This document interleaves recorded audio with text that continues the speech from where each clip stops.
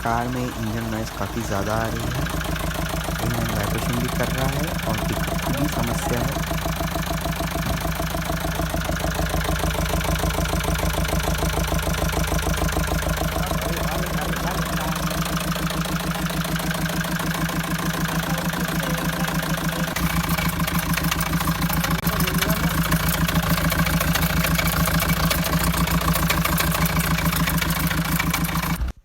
ये रही महिंद्रा एक्सयूवी 500। इसके अंदर इंजन इसका नॉकिंग कर रहा था, जिस वजह से इसका इंजन को हमें खोलना पड़ा। तो इसका जो टाइमिंग चेन गाइड जहाँ लगती है उसके स्टड और टाइमिंग चेन गाइड टूट चुकी थी। इस वजह से इसकी जो टाइमिंग रॉन्ग हो गई थी। तो इसका रॉकर आर्म भी उस वजह से टूट चुके थे, HLA जिसे हम कहते हैं। तो हमें इसका कम्प्लीटली इंजन ओवरहॉल ही करना पड़ा, क्योंकि इसके जो पिस्टन थे वो भी सीज़ हो रहे थे। तो इसका अभी ब्लॉक बोर हो चुका है। तो ये पूरी धूल वगैरह खा के 2 महीने तकरीबन हो चुके हैं इसकी। तो ये रहे इसकी न्यू टाइमिंग चेन गाइड, जो यहाँ लगती है इस तरीके से। तो ये टाइमिंग चेन गाइड टूट चुकी थी। और ये रहे इसके जो स्टड है, वो स्टड भी टूट चुके हैं कुछ इस तरह से। स्टड टूटने की वजह से ये प्रॉब्लम हो चुका है। तो हमने स्टड वगैरह सब निकाल लिया है इसका। और इसके अभी इंजन में जो हमें अच्छी तरीके से क्लीनिंग कर रहे हैं इंटरनली। तो ये इसके 8 mm और कुछ 6 mm के एल की बोल्ट होते हैं, जिसे हमें खोल के इसमें डीजल पेट्रोल से स्प्रे करना है और एक ब्रश की मदद से इसे अंदर तक क्लीन करना है। ये रहा ब्रश। और कुछ इस तरह से इंटरनली हमें अंदर डालना है और क्लीन करना है। क्योंकि ये ब्लॉक बोर वगैरह भी हो चुका है, तो इसके अंदर जो मेटल क्रिस्टल जो कट होते हैं, कट होने की वजह से जो इसके अंदर चले जाते हैं, जिस वजह से हमें इसे अच्छी तरह से क्लीन करना होता है। जहाँ जहाँ भी ऑयल चलता है, इंजन ऑयल, तो हमें इसे अच्छी तरीके से क्लीन करना है बारीकी से, नहीं तो हमारे इंजन बनाने का कोई फ़ायदा नहीं होगा। तो हमें अच्छी तरीके से इसे पानी के प्रेशर से क्लीन करना है।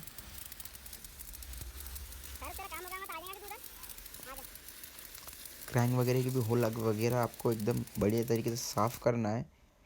तो ये हमारे बाकी के जितने timing cover, tappet cover, manifold, block, head वगैरह, क्रैंक, ये सारी हमने अच्छे से क्लीन कर ली है पानी की मदद से।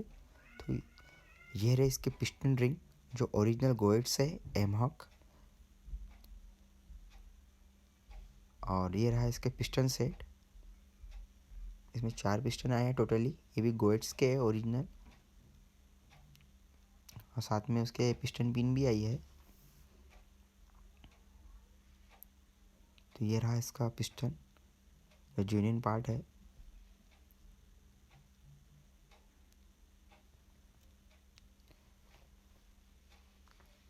तो ये रहे हमारे मेन क्रैंक के बेरिंग, जो स्टैंडर्ड साइज़ है कि हमने नए डाल दिए इसके अंदर, लेकिन क्रैंक हमने कट नहीं की है, स्टैंडर्ड साइज ही है जो बेरिंग है। तो ये रहे इसके ऑयल जेट्स, जो हमें अच्छी तरीके से क्लीन करना होता है। ऑयल जेट्स स्प्रे वगैरह कर रहे हैं या नहीं कर रहे हैं, तो चेक करना है इसमें सही तरीके से ऑयल वगैरह आ रहा है या नहीं। तो ये हो चुके हैं हमारे ऑयल जेट्स। इसमें फिटिंग 8 के बोल्ट से इसे टाइट करना होता है। हमें सही तरीके से सेंटर मिला के इसे टाइट करना है।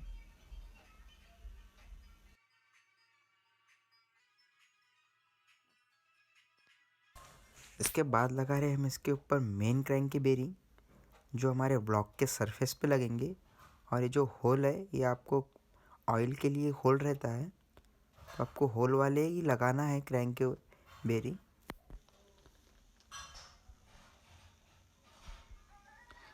तो ये रहा क्रैंक केस। और क्रैंक केस के ऊपर जो बेरिंग हम लगा रहे हैं, वो उसमें होल नहीं है, इस एकदम प्लेन बेरिंग है। तो कुछ इस तरह से हमें लगाना होते हैं। आप चाहे तो थोड़ा ऑयल लगा के इसे लगा सकते हैं, जिस वजह से ये जो बेरिंग है एकदम इजी तरीके से फिक्स हो जाएंगे। तो ये लग चुके हैं हमारे क्रैंक केस के कम्प्लीटली बेरिंग। इसके बाद हम थोड़ा थोड़ा ऑयल लगा देंगे ये बेरिंगों के ऊपर। इससे हमारी जो क्रैंक है वो फ्री रहे।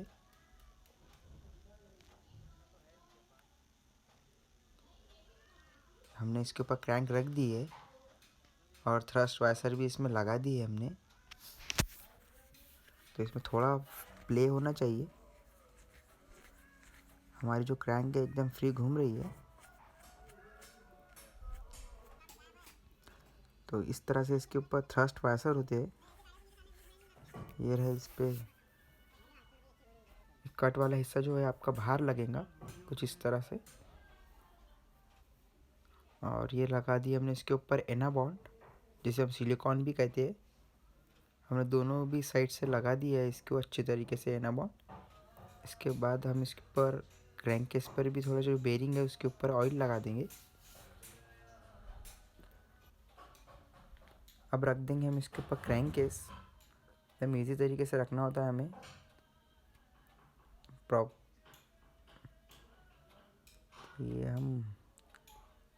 ये फिट हो जाएगा हमारा क्रैंक केस। मेरा थोड़ा थोड़ा एना बॉन्ड भी बाहर निकल गया है हमारा। इसका मतलब एकदम परफेक्ट फिटिंग हो चुकी है इसकी। इसके बाद लगाएंगे हम इस पर क्रैंक के मेन बोल्ट, जो हमें थोड़ा ऑयल लगा के लेना होता है।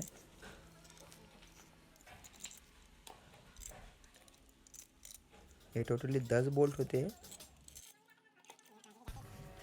हल्के हाथ से हमें सभी ये 10 बोल्ट टाइट कर देना है।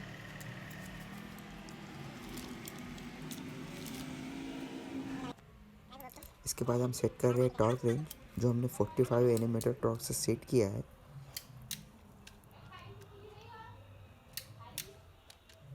ये फर्स्ट राउंड है इसका।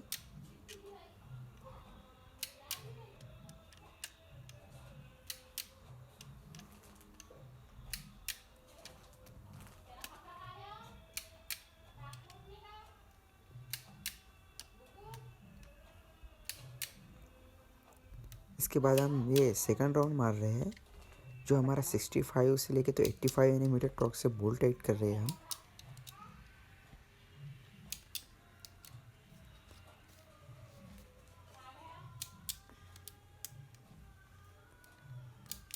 तो हमारा सेकंड राउंड कंप्लीट हो चुका है। इसके बाद हम मार रहे हैं इसका थर्ड राउंड, जो 85 से लेके तो 100 एनएम टॉर्क से बोल्ट टाइट हो जाएंगे। ये जो हमारा लास्ट हैंड है।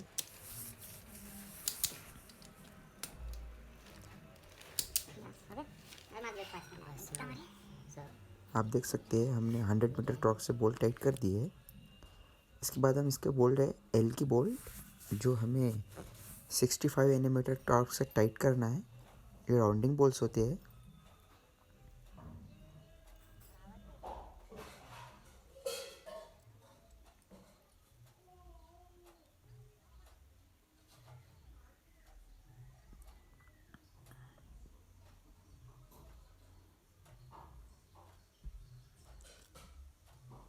इन बोल्ट्स को आपको ज़्यादा टाइट नहीं मारना है, सिर्फ 65 एनएम टॉर्क ही सेट करना है।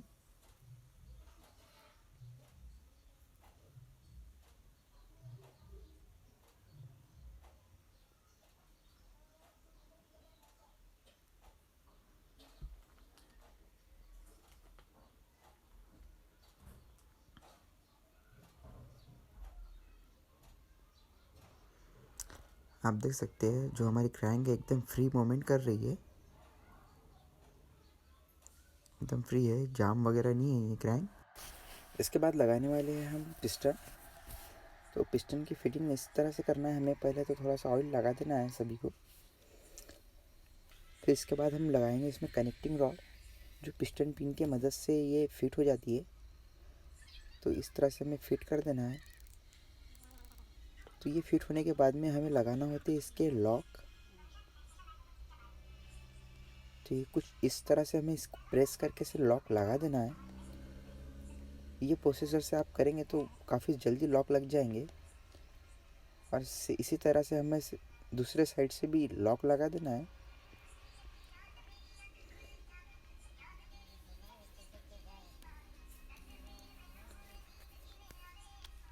तो ये हमारा लॉक लग चुके हैं। इसके बाद हम इसमें पिस्टन रिंग लगाएंगे। जो ये पहली जो रिंग लगा रहे हैं हम, स्प्रिंग रिंग है ये, जो ऑयल रिंग कहलाती है।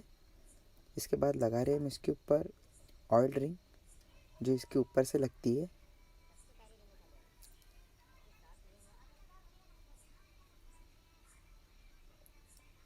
तो ये हमारी ऑयल रिंग लग चुकी है। इसके बाद लगा रहे हैं हम कार्बन रिंग जो ब्लैक कलर की रिंग होती है, ये हमारी सेकंड नंबर में आएंगी। आपको बहुत केयरफुल तरीके से लगाना होता है ये पिस्टन रिंग, नहीं तो ये रिंग टूट सकती है।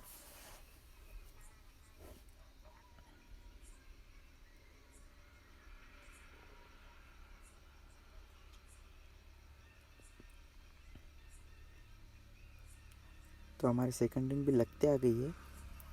तो ये लग चुकी है हमारी सेकंड रिंग। इसके बाद लगा रहे हैं हम स्टेनलेस स्टील रिंग जो हमारी टॉप रिंग है। तो सभी रिंग के ऊपर टॉप करके लिखा होता है जो आपको ऊपर साइड रखना होता है रिंग की पोजीशन। तो हमने पिस्टन की रिंग लगा दी है। इसके बाद हम पिस्टन को ब्लॉक में लगाने वाले हैं।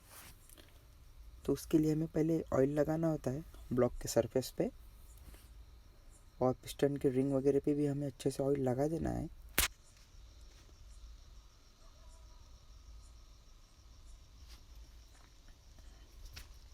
ऑयल लगाने के बाद हमें ये ब्लॉक के सरफेस पे डालना है हमें,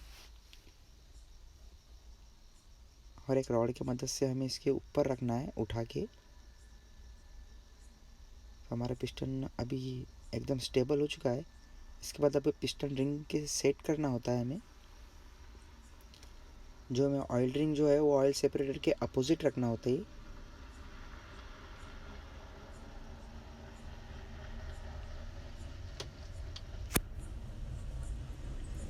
तो देख सकते हैं आप, जो हमारी कार्बन रिंग है वो ऑयल सेपरेटर साइड है जो बीच वाली रिंग है, और जो अपोजिट है जो स्टील वाली और ऑयल रिंग है वो हमारी एक ही साइड में आ चुकी है। इसके बाद लगा रहे हैं हम इसके ऊपर पिस्टन रिंग पुलर, जिससे हमारी जो पिस्टन रिंग है वो कंप्रेस हो जाएंगी, सिकुड़ जाएंगी।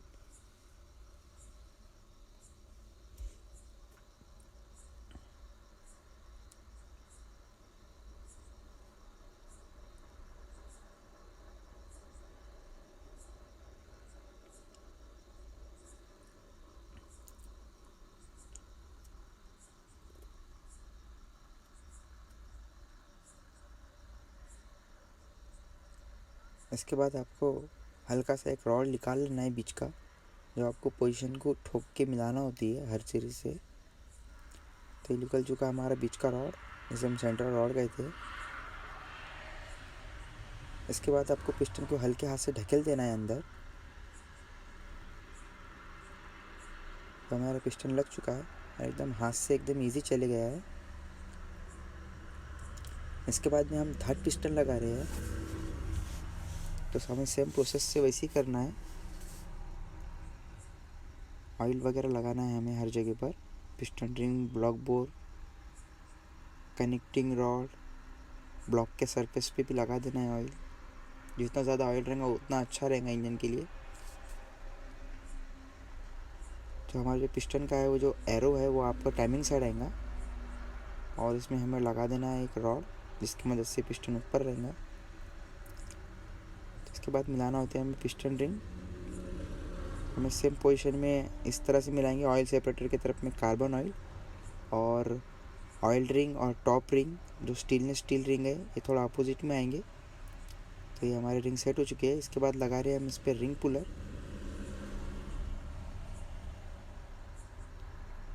तो इस पर हमें ऑयल लगा के लेना होता है।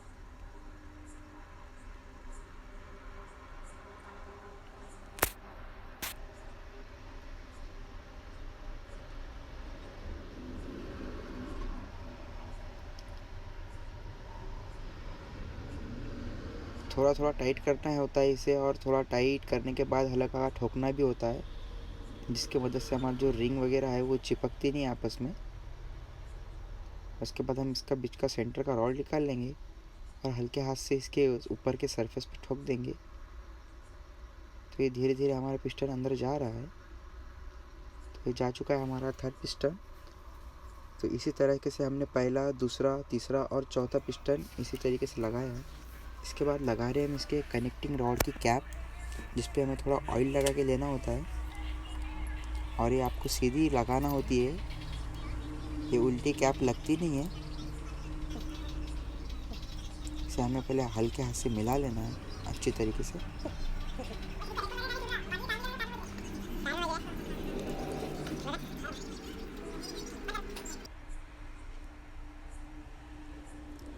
इसके बाद हम सेकंड कनेक्टिंग रॉड का पीस भी लगा देंगे। तो ये लग चुकी है हमारी कैप।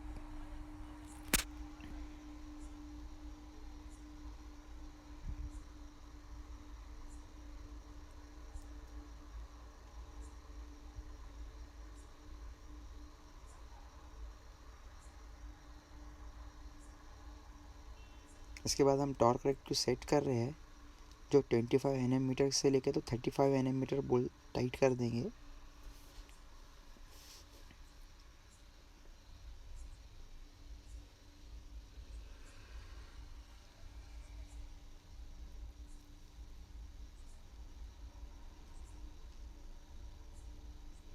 इसके बाद मार रहे हैं हम 45 Nm टॉर्क से बोल्ट टाइट।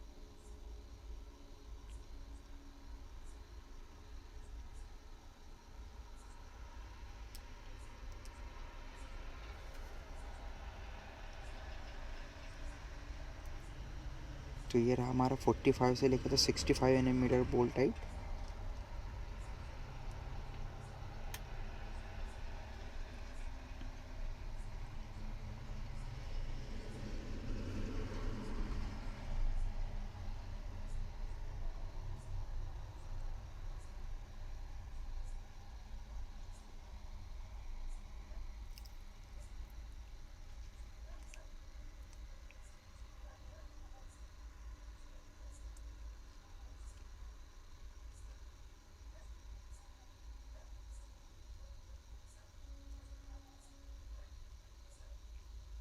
इसमें थोड़ा प्ले होना चाहिए।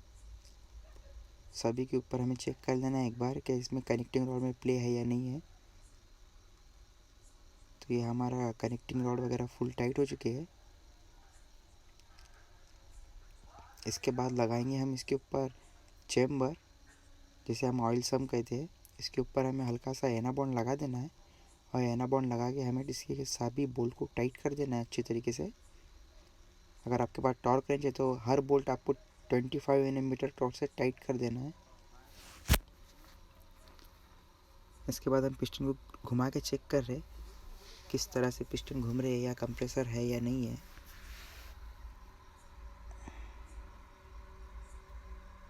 तो हमारे पिस्टन जो है एकदम इजी तरीके से घूम रहे हैं।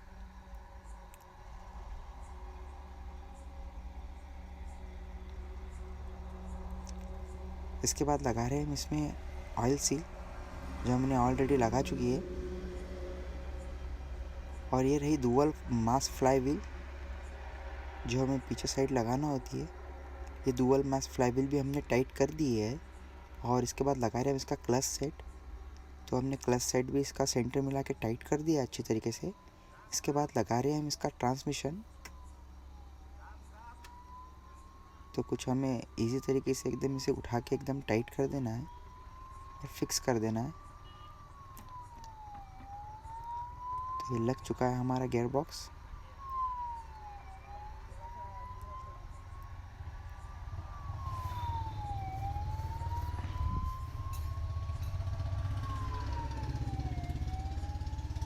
तो इसके बाद में हमें इसे सभी बोल्ट को टाइट कर देना है एकदम अच्छे तरीके से।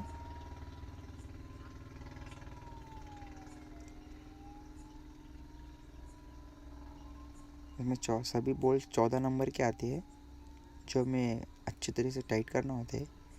इसके बाद लगा रहे हैं हम इसका एल्बो, और ये रहे इसकी हेड गैस्केट, जो हमें ऑयल लगा के लेना होती है।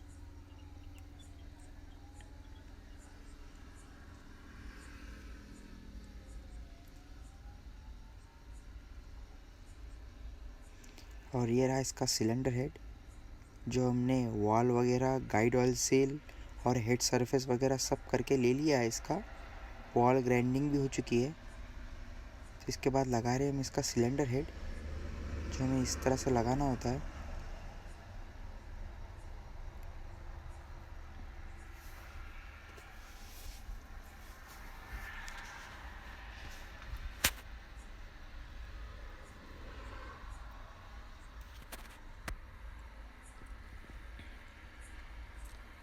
तो ये सिलेंडर हेड हमारा लग चुका है।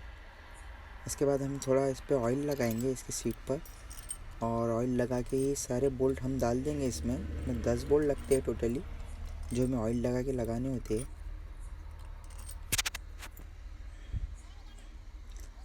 तो पहले आपको हल्के हाथ से इसे मिला लेना है सभी बोल्ट्स को।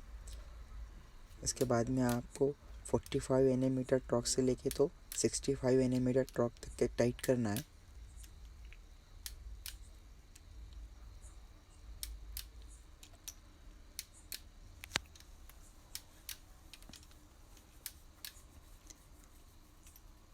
ये हमारा फर्स्ट राउंड कंप्लीट हो चुका है। इसके बाद मार रहे हैं हम सेकंड राउंड, जो 75 से लेके तो 85 nm टॉर्क से टाइट हो जाएंगे बोल्ट्स। ये इसका सेकंड राउंड है।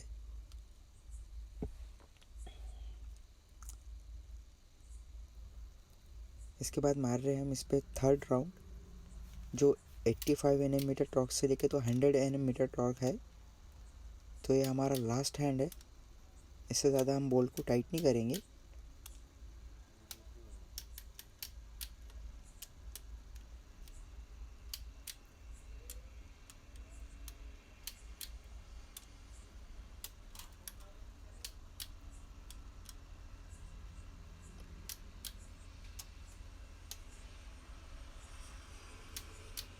तो हमारे बोल्ट सारे कंप्लीट हो गए हैं।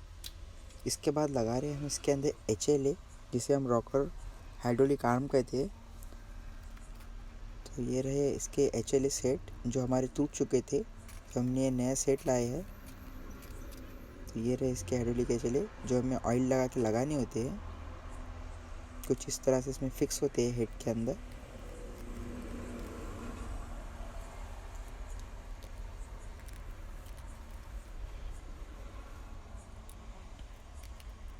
ये टोटली 16 पीस आते हैं, 8 इनटेक में लगते हैं और 8 एग्जॉस्ट में।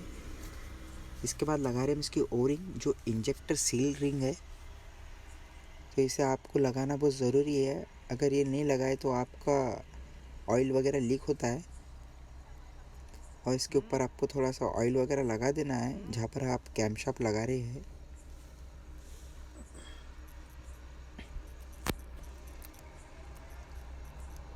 इस पर थोड़ा आपको ऑयल लगा देना है और इसके ऊपर एनाबॉन्ड वगैरह भी लगा देना है। तो ये रख रहे हैं हम इसके ऊपर कैमशाफ्ट। ये रही इसकी एग्जॉस्ट कैम टैप और ये रही इसकी इनटेक कैमशाफ्ट जो भी लग रही है। तो ये हमारी कैमशाफ्ट लग चुकी है। कैमशाफ्ट लगाने के बाद में हमने इसका जो टैपेट कवर है, जिसे हम वॉल कवर कहते हैं, ये भी हमने लगा दिया है। और इसके अभी बोल्ट सभी हम टाइट कर रहे हैं। इसके बाद लगा रहे हैं हम इसका हाई प्रेशर पम्प। तो हमने हाई प्रेशर पम्प का भी सर्विस कर लिया है।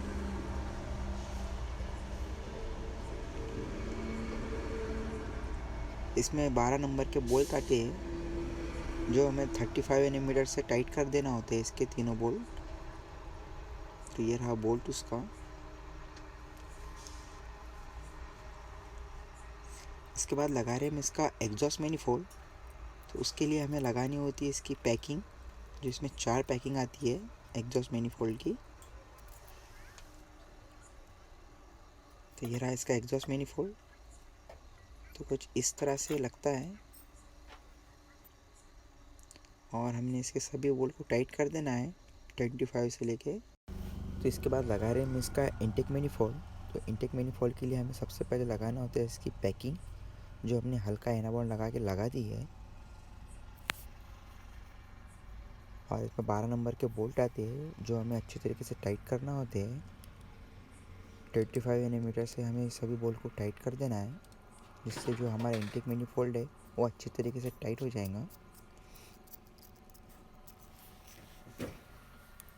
इसके हमने न्यू हीटर प्लग भी डाल दी है। इसके बाद हम फिट कर रहे हैं फ्यूल इंजेक्टर, जो हमें न्यू वार्सर लगा के लेना होते हैं। तो कुछ इस तरह से हमें इसे ग्रीस लगा के अंदर लगा देना है फ्यूल इंजेक्टर। तो ये हमारा फ्यूल इंजेक्टर इसी तरह से हमें चारों इंजेक्टर लगा देना है और उसके ऊपर आपको एक वायसर लगा के बोल्ट टाइट कर देना है। ये लग चुका है हमारा नट, और इन नटों को हमें अच्छी तरीके से टाइट कर देना है। तो हमने इसे कॉमन लगा के सभी पाइप वगैरह हाई प्रेशर पाइप लगा दिए। ये हमारे फ्यूल इंजेक्टर लग चुका है। इसके बाद मिला रहे हैं हम इसकी क्रैंक टाइमिंग। जो क्रैंक टाइमिंग है वो 8 mm के एल्की से टाइट हो जाती है। तो ये लॉक हो चुकी है हमारी क्रैंक टाइमिंग। इसके बाद ये रही इसकी इंटेक कैम की टाइमिंग, जो हमकी इस तरह से आएंगी, और ये रही एग्जॉस्ट कैम जो आपको इस तरह से रखना है। तो ये रहे इसके बोल्ट जो टूट चुके थे, इसी की वजह से हम प्रॉब्लम हुई थी। और ये रहे इसके न्यू बोल्ट। तो ये बोल्ट इसके अंदर टूट के फंस चुके थे, इस तरह से ये लगते थे और ये टूट चुके हैं। अब इसमें इस तरह से न्यू ये बोल्ट लग जाएंगे और फिट हो जाएंगे इसके अंदर। तो ये रही टाइमिंग चेन गाइड जो टूट चुकी थी। बाकी के ये सभी ओल्ड गाइड है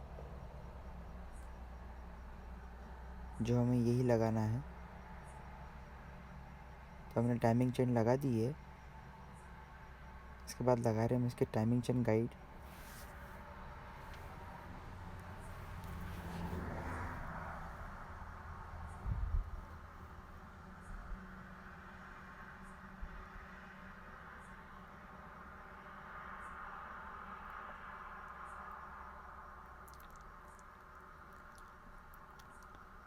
इसके बाद लगा रहे हैं हम इसके ऊपर की भी गाइड।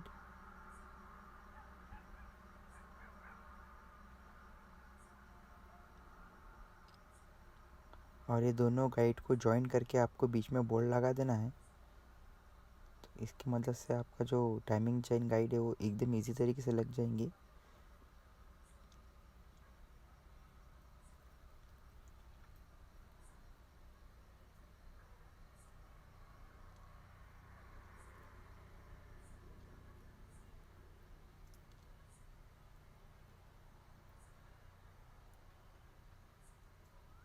ये रहा इसका टेंशनर जो 12 नंबर के बोल्ट पे टाइट हो जाता है।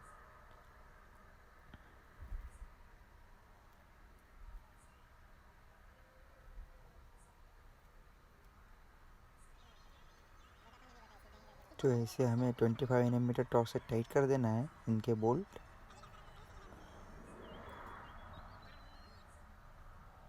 इसके बाद लगा रहे हैं हम इसका स्लो टेंशनर।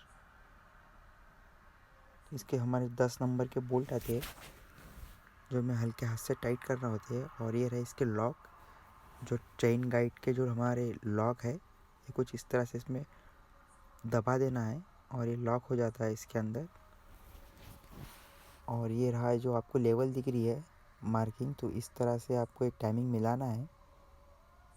और इसी तरीके से हमें दूसरा भी टाइमिंग इस तरह से मिलाना है इसी कैमशाफ्ट का। तो हमारा इंजन टाइमिंग कंप्लीट हो चुका है। इसके बाद लगा रहे हैं इसका टाइमिंग कवर। तो टाइमिंग कवर के जो सभी बोल्ट है हमें 25 mm टॉर्क से टाइट कर देना है। इससे ज़्यादा आपको बोल्ट को टाइट करना नहीं है।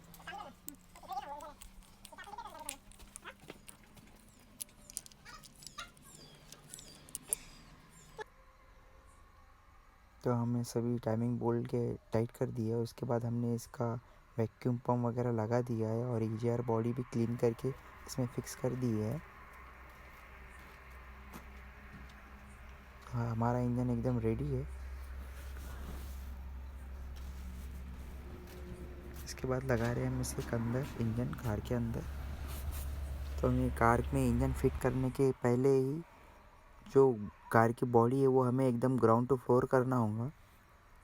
तो हमने एकदम गाड़ी को पूरा फ्लैट कर दिया है।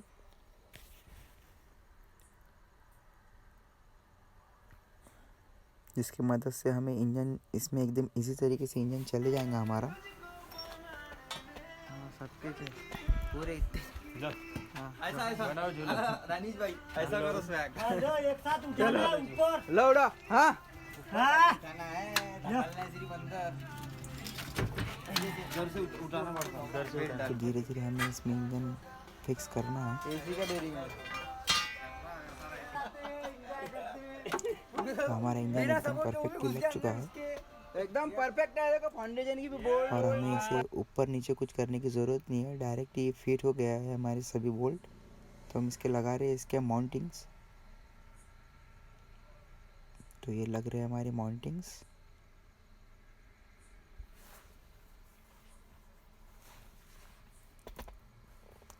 इसमें टोटली 4 माउंटिंग आती है, 2 क्रॉस मेंबर पे आती है और 2 बॉडी मेंबर पे रहती है। इसके बाद लगा रहे हैं हम इसके कूलेंट लाइन, वैक्यूम लाइन और वायरिंग। ये जो जनरल फिटिंग होती है ये हमें पहले लगा देना है। हमने इसका AC compressor, power steering pump और अल्टरनेटर ये भी फिक्स कर दिया है। इसके बाद लगा रहे हैं हम इसके फ्रंट एक्सल, जो हमें कुछ इस तरह से इसमें फिक्स करके इसे टाइट करना होता है।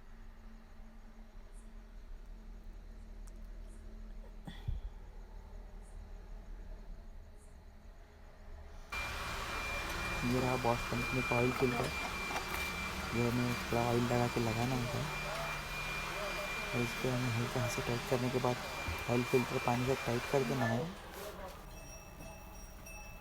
इसमें हम यूज़ कर रहे हैं सर्वो।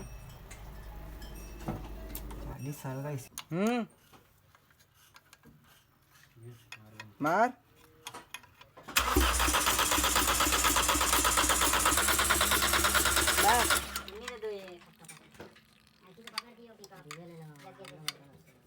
चौथा लीक हो रहा। हाँ बस चौथा लीक हो रहा।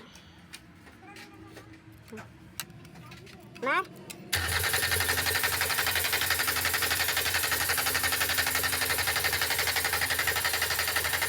बस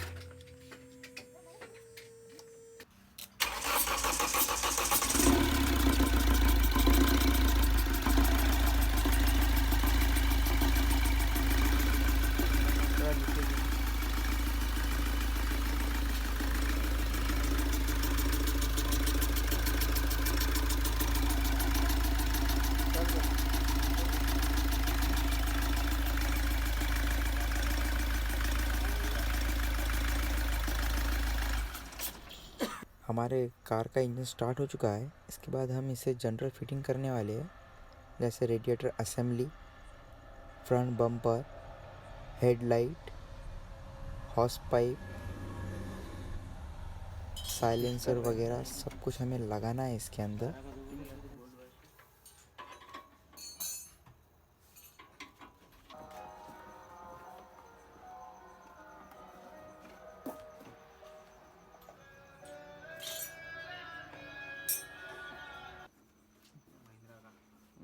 करो फिटिंग कर। इंजन बनाने से पहले हमारे इंजन की कुछ नॉइस ऐसी थी।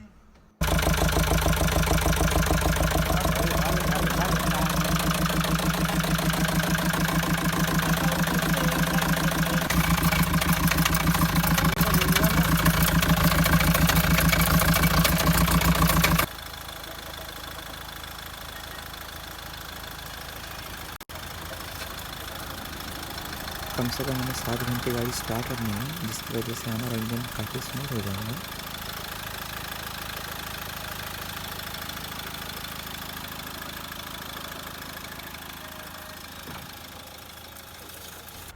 हमारी कार कंप्लीट हो चुकी है। ये रही इसकी की। स्टार्ट करते हैं इसे भी।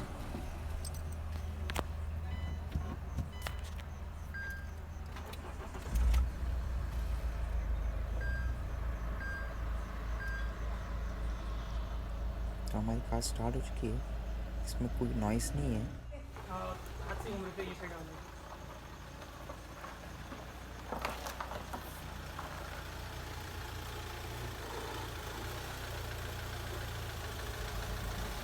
बस बॉनेट खोल।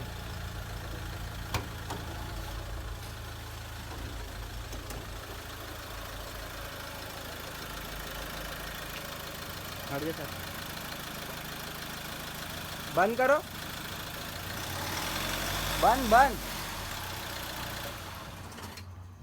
मारो।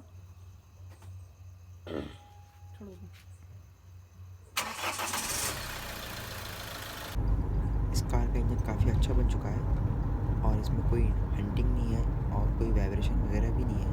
काफ़ी ज़्यादा साइलेंट हो चुका है इंजन।